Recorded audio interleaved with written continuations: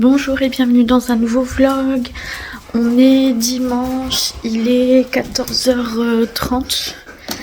Depuis hier soir, je dis qu'il faut que je vous prenne en vidéo, que je discute avec vous. Parce que je vais y arriver. Hier, j'ai passé une mauvaise journée. J'ai passé la journée au lit. Aujourd'hui, quasiment pareil, mais j'ai fait des tâches ménagères un petit peu. Je suis allée chez mes parents, mais voilà, j'ai beaucoup de mal. Je suis à un niveau de stress, d'angoisse qui est assez élevé, que j'ai beaucoup de mal à gérer par rapport à cette affaire d'invalidité là. Et ouais, voilà, j'arrive pas à gérer. J'ai eu beaucoup de commentaires et je vous remercie vraiment beaucoup sur mes 2 dernières vidéos. Bon, je vais peut-être prendre un petit peu l'air, tiens. Allez, on va aller respirer dehors. Il fait frais. Donc j'ai eu beaucoup de commentaires sur mes 2 dernières vidéos, m'expliquant un petit peu ce que c'était que l'invalidité, etc., etc. Bon, je vais mettre sur le côté parce que les voisins sont dehors. Et en fait, j'ai vraiment peur de perdre mon travail. J'ai vraiment pas envie de perdre mon travail parce que je sais que j'ai de la chance d'être là où je suis. Je sais que je sais comment est le monde du travail maintenant. Je sais que c'est difficile pour tout le monde. Je sais qu'il y a beaucoup de personnes qui se plaignent de leur employeur et concrètement, j'ai rien à dire moi sur mon employeur de mal. En tout cas, ni sur mes collègues, ni quoi que ce soit. Donc, je sais que c'est une réelle chance que j'ai. Et que si je venais à perdre mon travail, je le retrouverais pas ailleurs, ça, c'est sûr. Donc voilà. Mais il y a plein d'autres choses de pourquoi je veux pas être en invalidité, hein. Mais je voulais vous expliquer, j'avais préparé des choses dans ma tête, mais là en fait c'est tellement brouillon et je suis tellement fatiguée et tellement contrariée, tellement angoissée que j'ai même du mal à vous parler. Voilà, bon, on va attendre un petit peu. Je vais essayer de souffler un petit peu et puis je vais vous reprendre. Je vais essayer de vous reprendre un petit peu après. Mais je suis pas bien. Je suis complètement cafouillie. C'est cafouillis partout. C'est physiquement, c'est mentalement. Là, on est vraiment pas bien.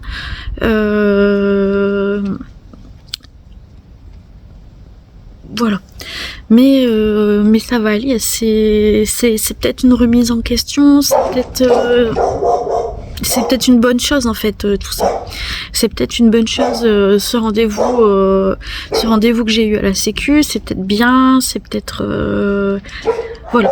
On va voir, il faut que j'aille voir mes médecins, il faut que je réfléchisse, il faut que je me remette en question. Voilà. Bon, allez, je vous laisse. Je vous reprendrai plus tard parce que je suis trop fouillie. Allez, bisous. Je voulais vous dire, là, ce qui me contrarie, c'est pas mon état physique et psychologique. Ah, Psycho, mais regardez ce qu'il nous fait. Ah, c'est pas ça qui me contrarie parce que je sais que j'ai des périodes et je vous en ai déjà parlé, des journées où vraiment je suis complètement assommée par la fatigue, où je me sens mal, etc. Donc là c'est ce qui m'arrive, ça m'est arrivé mardi, moins fort que hier. Ça m'est arrivé hier où hier je suis restée allongée dans mon lit toute la journée, position fétale, et je ne savais même pas regarder une vidéo. Là aujourd'hui ça va un petit peu mieux parce que j'arrive à me lever, je me rassis, je me relève, je me rassis. Ça me préoccupe pas trop parce que je sais que ça va aller mieux. Je suppose que demain, et je l'espère, que demain ça ira mieux.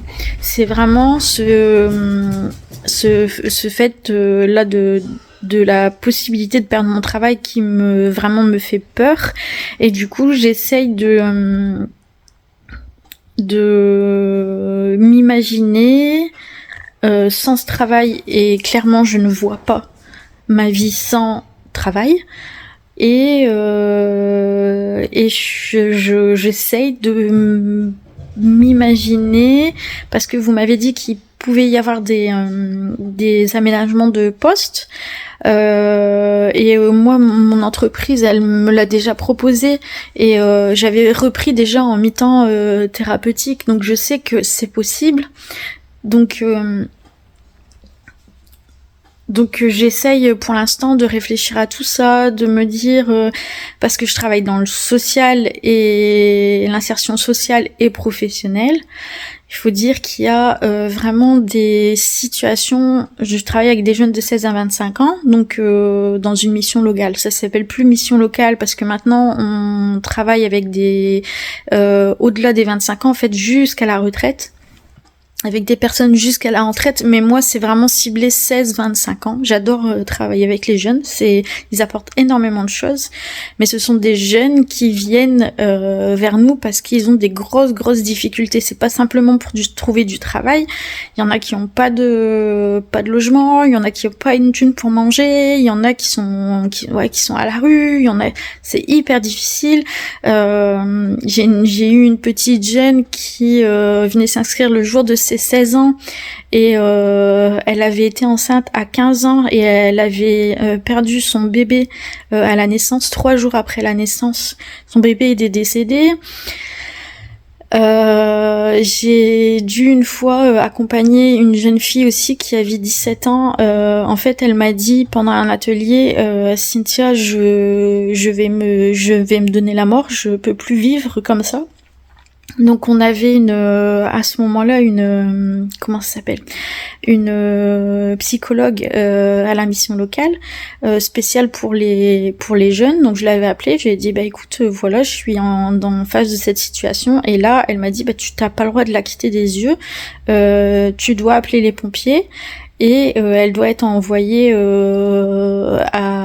à l'hôpital, parce que là en fait elle a sonné l'alerte, et tu peux plus, là maintenant tu es responsable de cette jeune fille. Et elle avait pas voulu prendre les pompiers, donc en fait je m'étais chargée moi-même de l'emmener avec ma voiture. Je suis allée aux urgences, et comme elle était majeure, et en fait et que ses parents, je sais pas ce qui se passait, ses parents ont traîné, ont mis des heures à arriver, et du coup j'avais dû rester avec elle aux urgences la moitié de la journée jusqu'à ce que ses parents arrivent. Voilà, parce qu'elle allait pas bien. J'ai déjà donné de l'argent à des petits gars parce que ils étaient à la rue et qu'ils avaient rien à manger pour le week-end. Je me suis déjà démenée pour essayer de chercher des chaussures de sécu pour des gamins qui avaient un stage avec une promesse d'embauche juste derrière, et il leur fallait des chaussures de sécu. Là, quand j'ai repris au mois de janvier, il y avait une jeune fille qui pouvait avoir des entretiens d'embauche, sauf qu'elle avait pas de quoi se payer des vêtements. Elle faisait une taille 50, 54, elle avait beaucoup de mal à trouver. Je me suis démenée aussi parce que je connais des assos, tout ça, pour trouver des vêtements pour elle. C'est beaucoup dans ce travail-là, c'est beaucoup d'engagement, et en fait c'est pas juste voilà, je fais ma journée et puis ça s'arrête là. Ça va au-delà de ça. Ça va, oui, ça me poursuit aussi à la maison. Il y a certaines situations qui me font du mal. Il y a certaines situations pour lesquelles j'arrive très bien à mettre un mur et à me protéger. Et puis, il y a des fois, t'y arrives pas. Des fois, il y a des choses où, je suis humaine, quoi, en fait. Donc, t'as des enfants, t'as des gamins qui ont 16-18 ans, qui ont une vie, mais c'est un truc de fou, qui ont vécu beaucoup plus de misère et de choses de toi dans leurs pauvres petits 18 ans de vie. Et il y a des fois où j'arrive pas à me protéger de ça.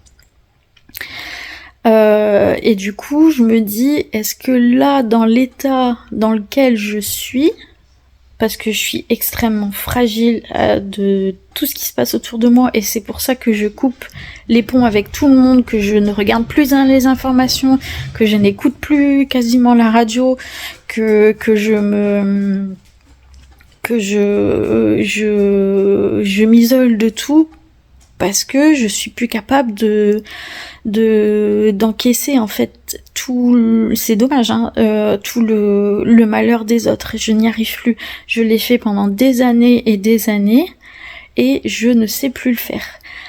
Alors, est-ce qu'il serait judicieux de reprendre le travail sur ce poste-là? Après, tous les postes là où je travaille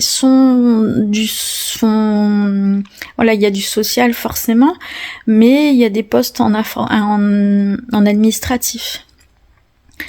En sachant que quand j'ai commencé en fait là-bas à travailler chez eux, c'était un contrat précaire. Je travaillais 20 heures par semaine et j'étais assistante administrative et j'ai découvert le métier de conseillère en insertion sociale et professionnelle et j'ai dit c'est ça que je veux faire. Et pendant 2 ans où j'ai été assistante administrative, j'ai tout fait pour essayer d'avoir des compétences supplémentaires et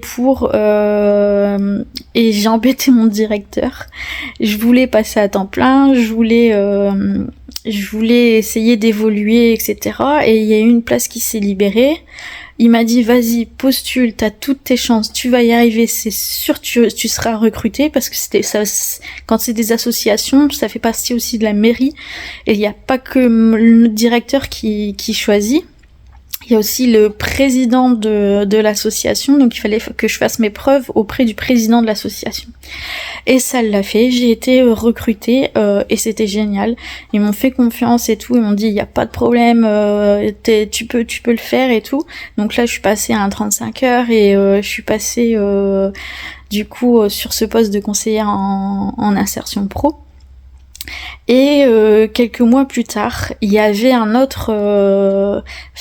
il y avait un poste qui était encore au-dessus du mien, que je ne visais pas parce que je ne pensais pas du tout être capable. En fait, pour moi, c'était le Graal, ce poste-là. C'était le Graal, et je ne pensais pas être capable un jour de pouvoir y arriver. Et quelques mois plus tard, donc au bout de 4 mois où j'avais travaillé sur le nouveau poste où j'étais en temps plein, ma directrice m'a dit, bah voilà, j'ai proposé ton nom pour passer au poste au-dessus. Moi j'avais rien demandé, hein, mais j'ai été hyper ravie. Elle dit c'est quasiment fait, si ça te dit, c'est ok, tu commences dans 2 semaines, sauf que tu travailleras plus sur Calais, t'iras travailler un petit peu plus loin, est-ce que ça te dérange? Bah non, ça me dérangeait pas. Et du coup, voilà, j'ai carrément évolué en fait vraiment dans ce travail-là. J'ai travaillé, je fais des formations, j'ai évolué, je suis arrivée à un poste sur lequel voilà, c'était génial. Mais est-ce que ce poste, maintenant, avec la fragilité que j'ai, avec les angoisses que j'ai, est-ce que ça peut encore correspondre à... est-ce que je suis encore capable de le faire? Je sais pas. Et du coup, ça me tracasse beaucoup. Mais ça, j'y avais déjà pensé bien avant ce fameux rendez-vous que j'ai eu cette semaine à la Sécu.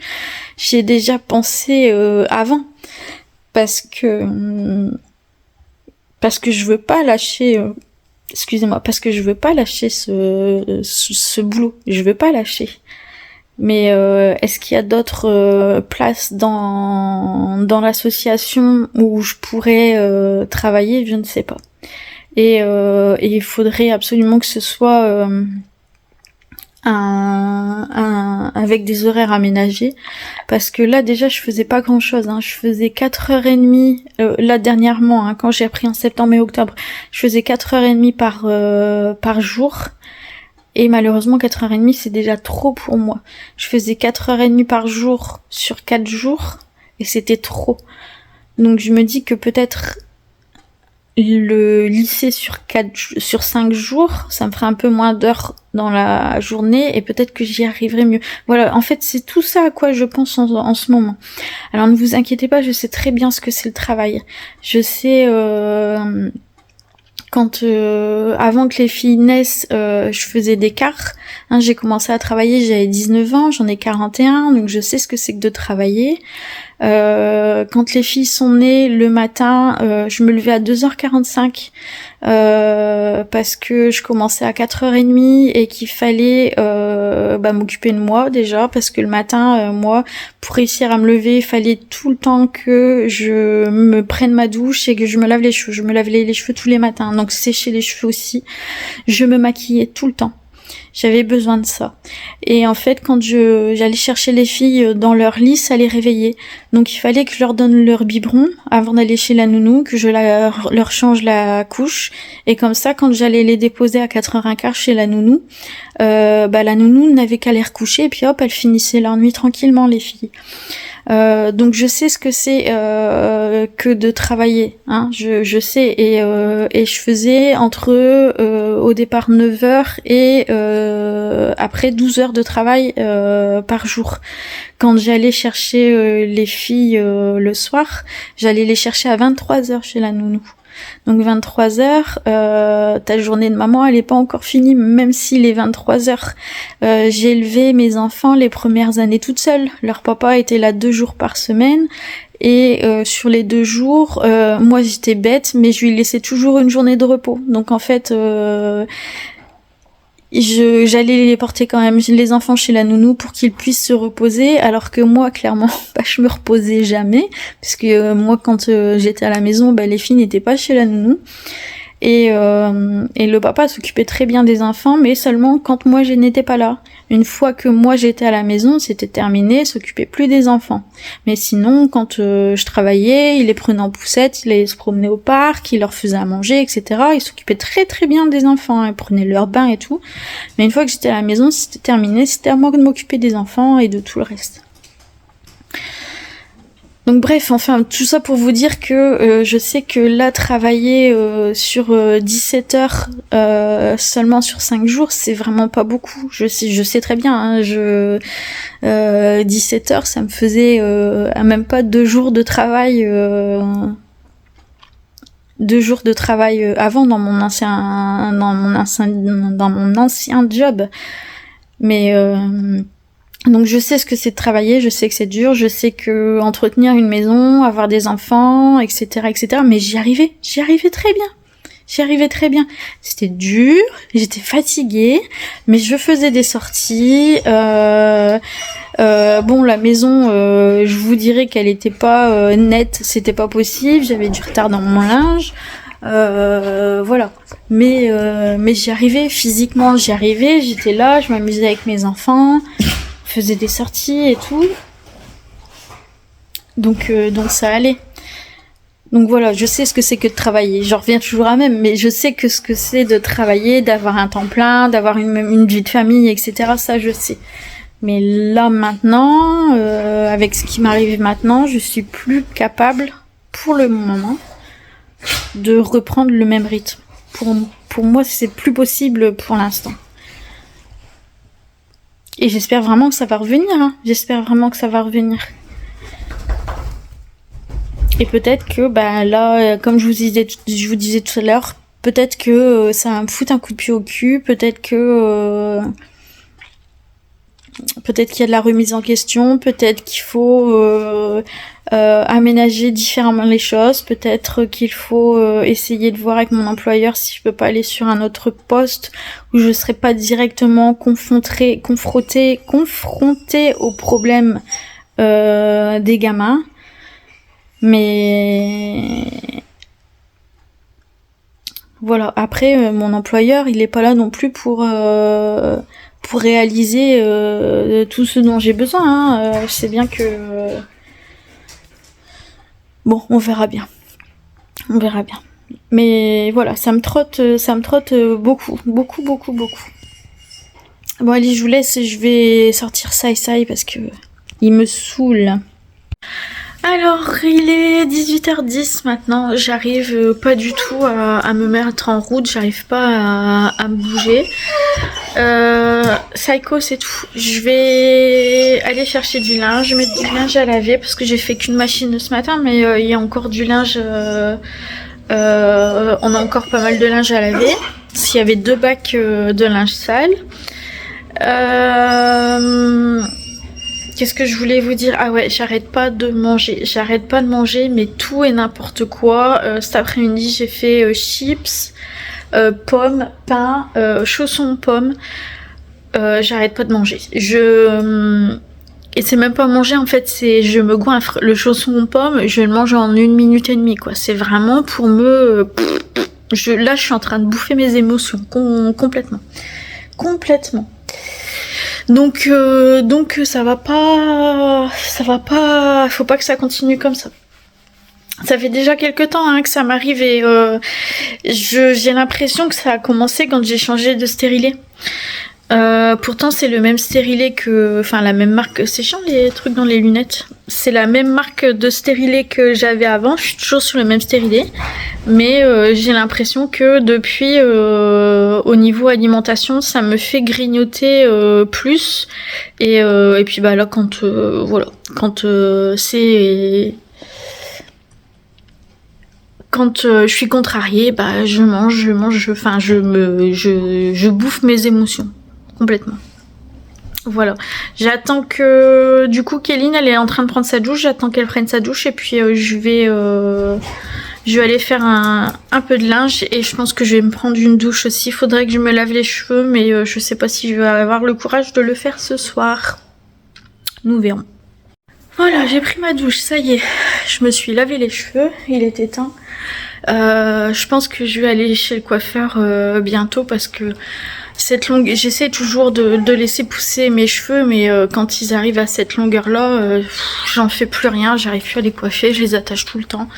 Ils sont moches, je les perds, ils se cassent. Donc j'essaye quand même tout le temps, hein, de les laisser pousser, mais j'ai plus de volume, enfin voilà. Donc ça sert à rien je vais les couper. Et je sais pas si je vous avais montré. C'est dommage parce qu'elle regardez. C'est des roses. Alors les roses rouges comme ça, c'est Clem qui les avait offertes à Eunice pour la Saint-Valentin. Et les petites comme ça, c'est Eunice qui les a offertes à Clem. Ils ont fait un beau bouquet avec toutes leurs roses. C'est mignon.